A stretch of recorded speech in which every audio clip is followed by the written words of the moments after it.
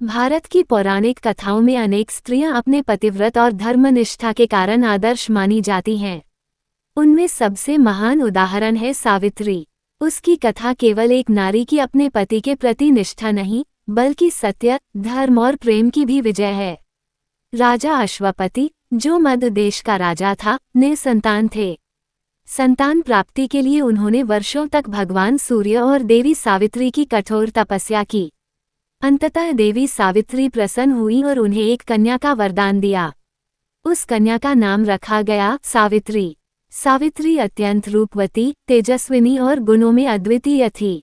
उसका स्वरूप इतना अद्भुत था कि देवकन्याएं भी उससे ईर्ष्या करने लगीं। किंतु उसके साथ एक समस्या ये थी कि कोई भी योग्य वर उसकी सुंदरता और तेज को देखकर आगे बढ़ने का साहस नहीं करता था। जब सावित्री युवावस्था में पहुंची, तब राजा अश्वपति ने उसका स्वयंवर आयोजित किया। परंतु आश्चर्य ये हुआ कि कोई भी राजकुमार आगे नहीं आया। तब सावित्री ने स्वयं अपने लिए वर की खोज का निर्णय किया। वो वन घूमी और अंततः उसे एक अद्भुत युवक मिला, सत्यवान। सत्यवान वन में रहने वाले दानवीर, सत्यप्रिय और धर्मनिष्ठ राजा द्युमत्सेन का पुत्र था।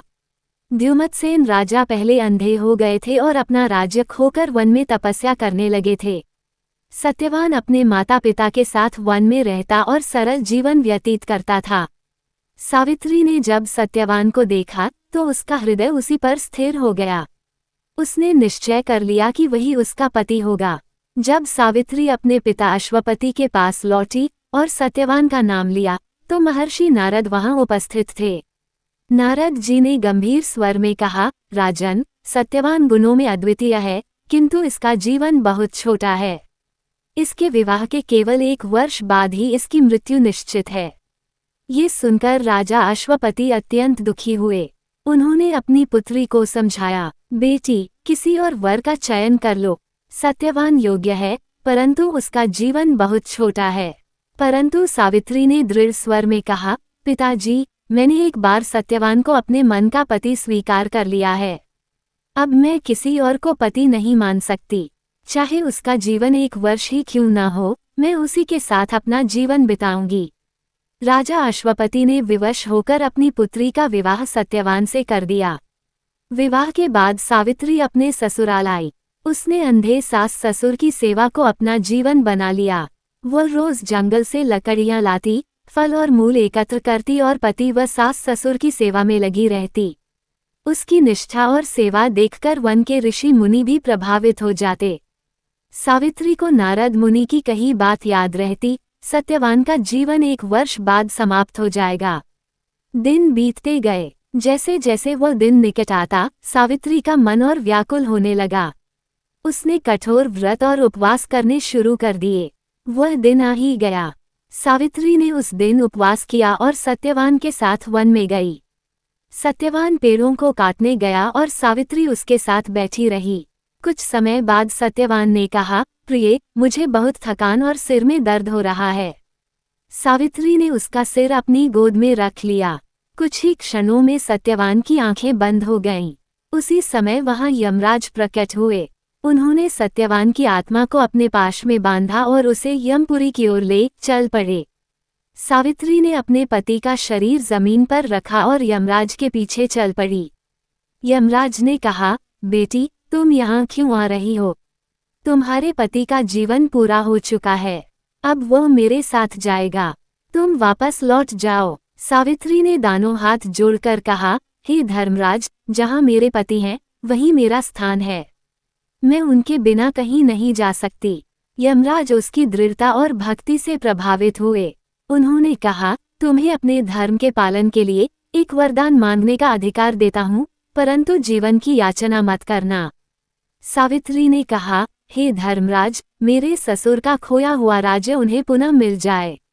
यमराज ने वरदान दिया, तथास्तु। सावित्री फिर भी उनके पीछे चलने लगी। यमराज ने कहा, बेटी, तुम क्यों मेरा पीछा कर रही हो?